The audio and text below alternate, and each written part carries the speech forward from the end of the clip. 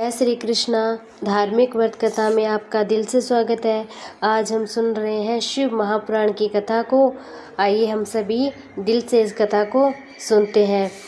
व्यास जी कहते हैं, सूत जी का यह वचन सुनकर वे सब महर्षि बोले, आप हमें वेदांत सार स्वरूप अद्भुत शिव पुराण की कथा को सुनाइए।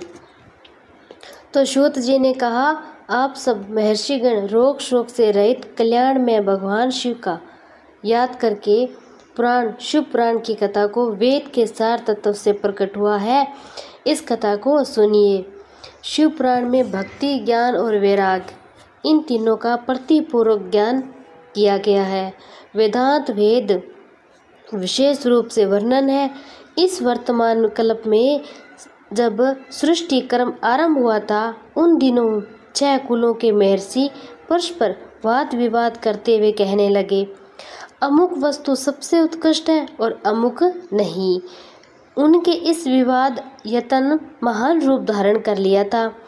वे सब के सब अपनी शंका के समाधान के लिए सृष्टिकर्ता अविनाशी ब्रह्मा जी के पास गए और हाथ जोड़कर विनय भरी वाणी में बोले, प्रभु, आप तो संपूर्ण जगत को धारण पोषण करने वाले तथा समस्त कारणों के भी कारण।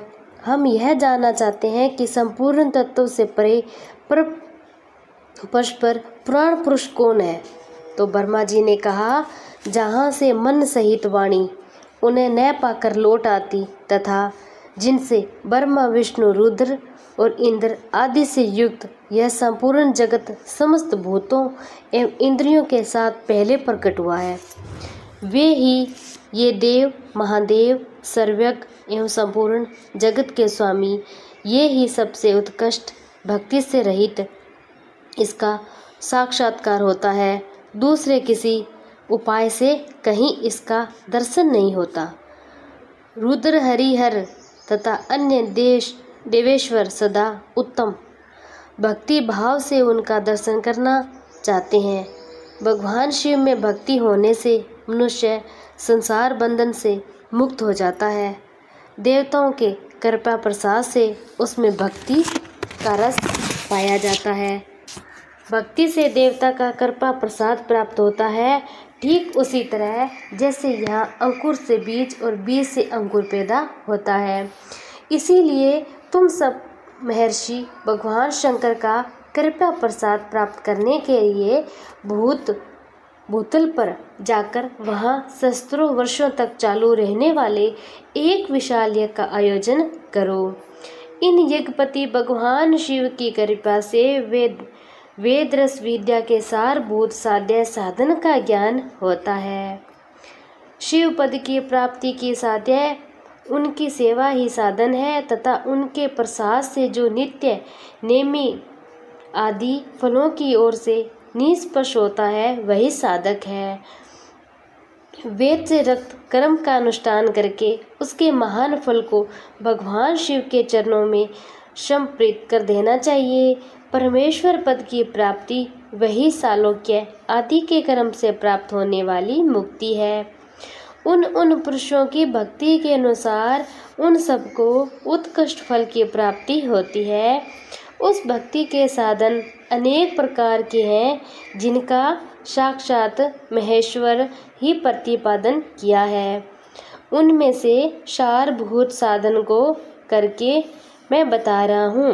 कान से भगवान के नाम गुणगान लीलाओं को सुनना, वाणी द्वारा उनका कीर्तन करना, मन के द्वारा उनका मनन करना, इन तीनों को महान साधन बताया गया है। तात्पर्य यह है कि महेश्वर को याद करना, कीर्तन और मन से याद करना चाहिए। यह श्रुति का वाक्य हम सबके लिए ही प्रमाणभूत है। इसी साधन से ही संपूर्ण मनोरथ की सिद्ध में लगे हुए हैं। आप लोग परम साध्य को प्राप्त हो।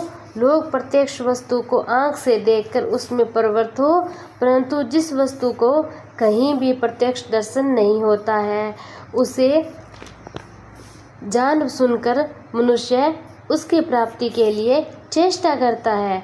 अतः पहला साधन सुनने का ही है। उसके द्वारा गुरु के मुख से तत्व को सुनकर श्रेष्ठ बुद्धि वाला विद्वान पुरुष अन्य साधन कीर्तन एवं मन की सिद्धि करे। कर्मश मन प्रयत्न इस साधन की अच्छी तरह साधना कर लेने पर उसके द्वारा ही सालोक्य आदि के कर्म से धीरे धीरे भगवान शिव का संयोग प्राप्त होता है। पहले सार अंगों के रोग नष्ट हो जाते हैं, फिर सब प्रकार का लौकिक आनंद भी विलीन हो जाता है। भगवान शंकर की पूजा उनके नामों के द्वारा जप तथा उनके गुण रूप विशाल और नामों का युक्ति चित्त के द्वारा निरंतर परिशोधन या चिंतन होता है, उसी को मनन कहा गया है। वह महेश्वर की कृपा दृष्टि से उपलब्ध ही होता है। उसे समस्त श्रेष्ठ साधनों में प्रधान या प्रमुख कहा गया है। तो सूत जी कहते हैं, हे मुनीश्वर, इस साधन का महत्व बताने के प्रसंग में मैं आप लोगों के लिए एक प्राचीन वेदांत का वर्णन करूंगा, उसे ध्यान देकर आप सुनना। पहले की बात है, पराशर मुनि के पुत्र मेरे गुरु व्यासदेव जी सरस्वती नदी के सुंदर तट पर तपस्या कर रहे थे। एक दिन सूर्य तुल्य तेजस्वी विमान से यात्रा करते हुए भगवान सनत कुमार वहां से जा रहे थे, तो उन्होंने मेरे गुरु को देखा और वे ध्यान में मगन थे। उनसे जगने पर उन्होंने ब्रह्मपुत्र सनत कुमार जी को अपने सामने उपस्थित देखा। देखकर वे बड़े ही वेग से उठे और उनके चरणों में प्रणाम करके मुनि उन्हें अर्घ्य दिया और देवताओं के बैठने योग्य आसन भी अर्पित किया। तो वे प्रसन्न हुए। भगवान सनत कुमार विनती भाव से खड़े हुए। व्यास जी गंभीर वाणी में बोले, हे मुनि श्रेष्ठ, तुम सत्य वस्तु का चिंतन करो। वह सत्य पदार्थ भगवान शिव ही तो है, जो तुम्हारे साक्षात्कार के विषय होंगे। भगवान शंकर का कीर्तन करना, ध्यान करना, मन से ये तीन महत्तर साधन कहे गए हैं। ये तीनों ही वेद समस्त पूर्व काल में एक दूसरे साधनों के पढ़कर घूमता घामता मद्राचल पर जा पहुंचा। वहां तपस्या करने लगा। महेश्वर शिव की आज्ञा से भगवान नंदीश्वर वहां आए। उनकी मुझ पर बड़ी दया हुई थी। वे सबके साक्षी तथा शिव गणों के स्वामी भगवान नंदीकेश्वर मुझे स्नेहपूर्वक मुक्ति का उत्तम साधन बताते हुए बोले, भगवान शंकर का श्रवण कीर्तन मनन, ये तीनों साधन वेद स्तंभ और मुक्ति के साक्षात कारण है। यह बात समय भगवान शिव ने मुझसे कही थी।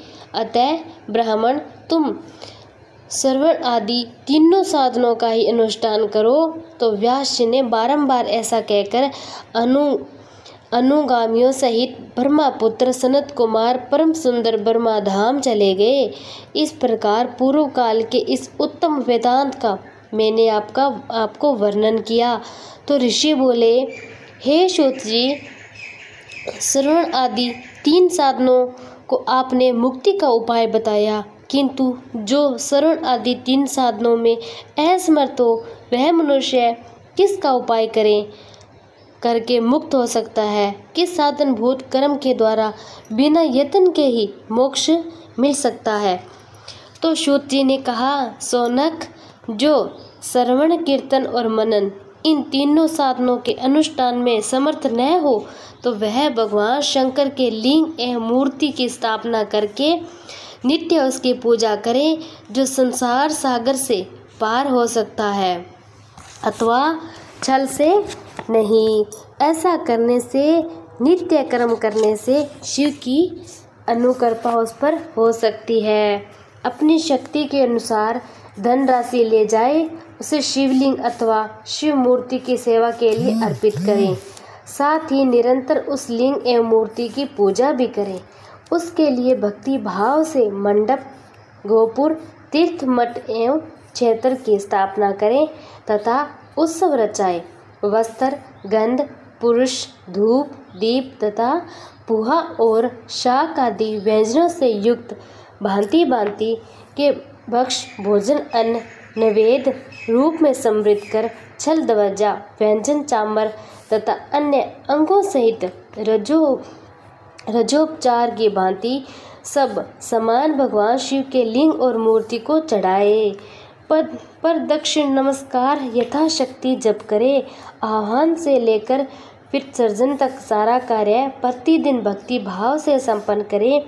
इस प्रकार शिवलिंग अथवा शिव मूर्ति में भगवान शंकर की पूजा करने वाला पुरुष श्रवण आदि साधनों का अनुष्ठान न करे तो भी भगवान शिव की प्रसन्नता से सिद्ध प्राप्त कर लेता है। पहले के बहुत से महात्मा पुरुष लिंग एवं शिव मूर्ति की पूजा करने मात्र से भवबंधन से मुक्त हो चुके हैं। तब ऋषियों ने पूछा, मूर्ति में ही सर्वत्र देवताओं की पूजा होती है, लिंग में नहीं, परंतु भगवान शिव की पूजा सब जगह मूर्ति में और लिंग में भी क्यों की जाती है? तो सूत जी ने कहा, हे मुनीश्वर, तुम्हारा यह प्रश्न तो बड़ा ही पवित्र और अत्यंत अद्भुत है। इस विषय में महादेव जी से एक वक्ता हो सकते हैं, दूसरा कोई पुरुष कभी और कहीं भी इसका प्रतिपादन नहीं कर सकता। इस प्रश्न के समाधान के लिए भगवान शिव ने जो कुछ कहा है उसे सुनो। गुरुजी के मुख से जिस प्रकार सुना उसी तरह कर्मश वर्णन करूँगा। एकमात्र भगवान शिव ही ब्रह्मा रूप होने के कारण निराकार कहेंगे हैं। रूपवान होने के कारण उन्हें सकल भी कहा गया है, इसीलिए वे सकल और निष्कल दोनों हैं। शिव के निष्कल निराकार होने के कारण ही उनकी पूजा का आधारभूत लिंग भी निराकार की ही प्राप्ति है। यथार्थ शिवलिंग शिव के निराकार स्वरूप का प्रतीक है। इसी तरह शिव के सकल या साकार होने के कारण उनकी पूजा का आधारभूत विग्रह साकार प्राप्त होता है। यथार्थ शिव का साकार विग्रह उनके साकार स्वरूप का प्रतीक होता है। सकल और अकल समस्त अंग आकार सहित साकार और अंग आकार से सर्वदा रहित निराकार रूप होने से ही वह ब्रह्मा शब्द से कहे जाने वाले परमात्मा। यही कारण है कि सब लोग लिंग निराकार और मूर्ति साकार होने में सदा भगवान शिव की पूजा करते हैं। शिव से भिन्न भिन्न जो दूसरे देवता वह साक्षात ब्रह्मा नहीं है, इसीलिए कहीं भी उनके लिए निराकार लिंग नहीं उपलब्ध होता है। पूर्व काल में बुद्धिमान ब्रह्मपुत्र सनत कुमार मुनि मंदराचल पर नंदीकेश्वर से इसी प्रकार का प्रश्न किया था। तो सनत कुमार बोले, भगवान शिव से भिन्न जो देवता है उन सब की मूर्ति पूजा के लिए सर्वत्र प्राय वैर मूर्ति मात्र ही अधिक संख्या में देखा या सुना जाता है। केवल भगवान शिव की ही पूजा में लिंग और वैर दोनों का उपयोग देखने में आता है।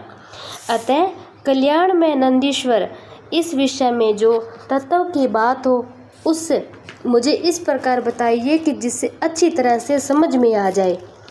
तो नंदीकेश्वर ने कहा, निष्पाप ब्रह्मा कुमार, आपके इस प्रश्न का हम जैसे लोगों के द्वारा कोई उत्तर नहीं दिया जा सकता, क्योंकि यह गोपनीय विषय है और लिंग साक्षात ब्रह्मा का प्रतीक। तथापि आप शिव भक्त हैं, इसीलिए इस विषय में भगवान शिव ने जो कुछ बताया उसे ही मैं आपके समक्ष कहता हूँ। तो भगवान शिव ब्रह्मा स्वरूप और निष्कल निराकार है, इसीलिए उन्हीं की पूजा में निसकल लिंग का उपयोग होता है। संपूर्ण वेदों का यही मत है। तो सनत कुमार बोले, महाभाग योगेंद्र, आपने भगवान शिव तथा दूसरे देवताओं के पूजन में लिंग और वैर के प्रचार का जो रहस्य विभाग पूर्वक बताया यह यथार्थ, इसीलिए लिंग और वैर की आदि उत्पत्ति का जो उत्तम वेदांत है उसी को मैं इस समय सुनाना चाहता हूँ। लिंग के प्राकट्य का रहस्य सूचित करने वाला प्रसंग मुझे सुनाइए। इसके उत्तर में नंदीकेश्वर भगवान महादेव के निष्कल स्वरूप लिंग के आविर्भाव का प्रसंग सुनना आरंभ किया था। उन्होंने ब्रह्मा तथा विष्णु के विवाद, देवताओं की व्याकुलता एवं चिंता, देवताओं का दिव्य कैलाश शिखर पर गमन, उनके द्वारा चंद्रशेखर महादेव का सत्वन, देवताओं से प्रेरित हुए महादेव जी का और ब्रह्मा और विष्णु के विवाह स्थल में आगमन, तथा दोनों के बीच में निष्कल आदि अंतरहित भीषण अग्निस्तंभ रूप में उनका आविर्भाव आदि प्रसंगों की कथा कही गई है।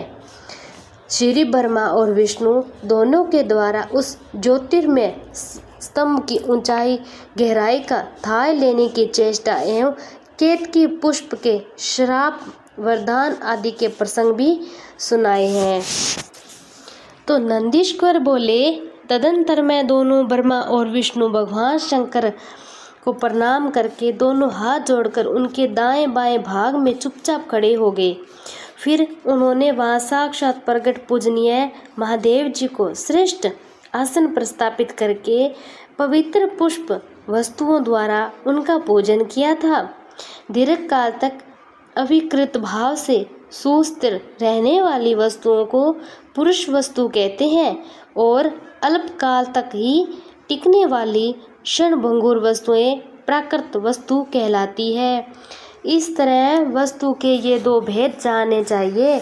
जिन पुरुष वस्तुओं से उन्होंने भगवान शिव का पूजन किया, यह बताया जाता है कि हार, नूपुर, केरू, क्रीट, मणिमय कुंडल, यज्ञोपति, उत्तरीय वस्तु, पुष्पमाला, रेशमी वस्त्र, हार, मुंद्रिका, पुष्प, तांबूल, कपूर, चंदन, अंगूर रुका, अनुलेप, धूप दीप, श्वेत छत्र, व्यंजन ध्वजा, चवर आदि अन्याय दिव्य उपहारों द्वारा जिनका वैभव वाणी मन की पहुँच से परे था, जो केवल पशुपति परमात्मा के ही योग्य थे, जिन्हें पशु बुद्ध जीव कदापि नहीं पा सकते थे, उन्हें दोनों ने अपने स्वामी महेश्वर का पूजन किया।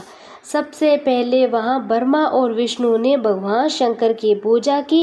इससे प्रसन्न हो भक्तिपूर्वक भगवान शिव ने वहां नम्र भाव से खड़े हुए उन दोनों देवताओं से मुस्कुराकर कहा, हे महेश्वर बोले, पुत्रों, आज का दिन एक महान दिन है। इसमें तुम्हारे द्वारा जो आज मेरी पूजा हुई है, इससे मैं तुम लोगों पर बहुत ही प्रसन्न हूँ।